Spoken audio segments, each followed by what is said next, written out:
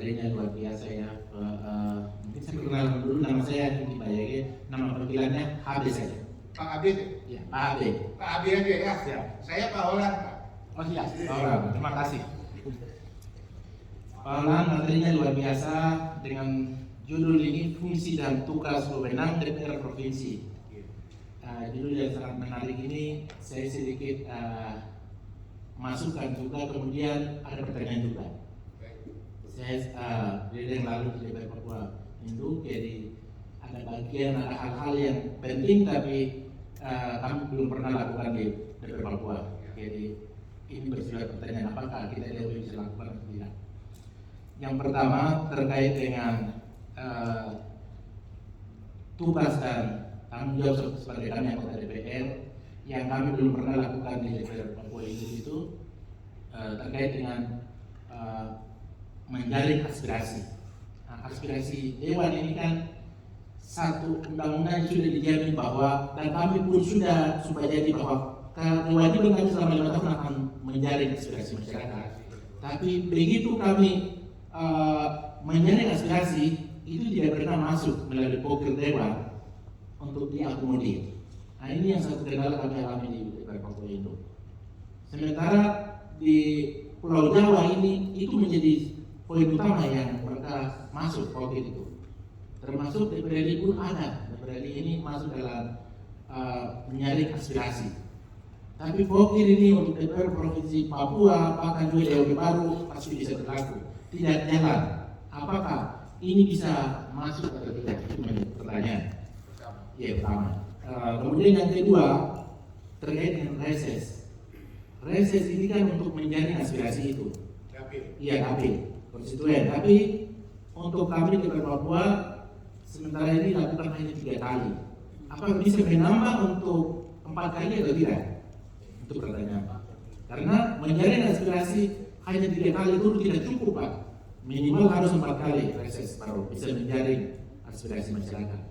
Kemudian hal yang berikut terkait dengan pengawasan. Pengawasan Otsus ini kan kita di Provinsi Papua termasuk dengan DOP ini, Otsus masih berlaku dengan jilid 2 ini kan sampai 2041. Tapi pengawasannya tidak ada. Iya, kalau periode lalu dengan Otsus jilid pertama itu memang ada pengawasannya. Pengawasan Otsus itu ada. Tapi begitu ada pembakaran, kemudian lagi jilid 2 Otsus nomor 2 tahun 2021 hilangkan pengawasannya. Nah, ini tersebut jalan tanpa pengawasan DPR. Jadi ini perlu harus ada pengawasan DPR terkait Otsus. Kemudian hal berikut lagi terkait kami DOD. DPR ini ibarat begini, Pak. Seorang bapak dan mama melahirkan anak, berarti tanggung jawab mereka itu dari usia 0 sampai dengan anak itu dewasa dan dia bisa jalan sendiri, lalu tanggung jawabnya mungkin setengah begitu. Orang tua berapa persen dan dia sendiri berapa begitu. Tapi DOP ini ibaratnya itu anak yang dilahirkan, 4 anak yang dilahirkan oleh negara ini. Tapi tanggung jawab dari nol ini langsung kembali ke saya. Dia mampu jalan atau tidak, mampu makan sendiri atau tidak pusing saja begitu. Akhirnya sekarang pingsan DOB ini. Ini negara punya tujuan dan maksud apa kami juga tidak mengerti. Karena lihat juga dengan jumlah penduduk yang ada, kami berbandingkan dengan Pulau Jawa sini, satu provinsi itu sampai 8 juta, 10 juta saja tidak meningkatkan provinsi. Lalu DOB berapa? Hanya 1 juta saja dibagi, akhirnya 300, 600 yang bisa jadi provinsi.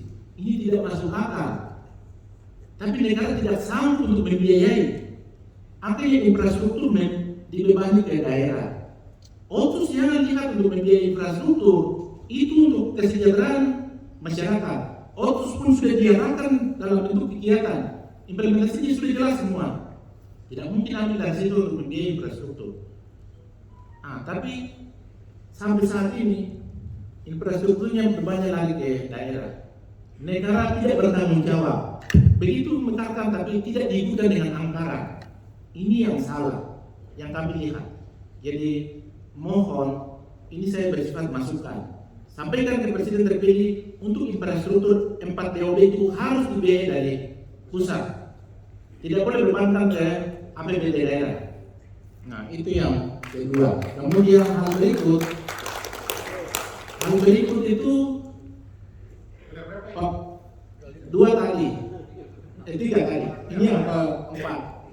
Yang keempat, Papua sekarang dibutuhkan itu pendidikan, kesehatan, bagaimana melalui pendidikan kesehatan orang Papua itu bisa berdiri di atas kaki mereka sendiri, itu yang dibutuhkan. Tapi begitu negara punya strategi, ada isu lagi, wacana lagi bahwa ada transmigrasi untuk mengisi DOB yang sudah dipilih. Ini yang tidak betul. Kami mewakili DPR Papua dan Papua Tengah yang ada di sini, mewakili juga teman-teman yang Papua Selatan, Papua Barat Daya yang ada di ruang yang berbeda. Kami tolak itu untuk transmigrasi. Itu kami tetap tolak. Karena Papua kami tidak butuh transmigrasi. Itu menambah angka kemiskinan di Papua. Jadi itu segera laporkan ke Presiden terpilih, program itu dibatalkan. Terima kasih. Mungkin itu yang saya bisa sampaikan. Kembalikan waktu.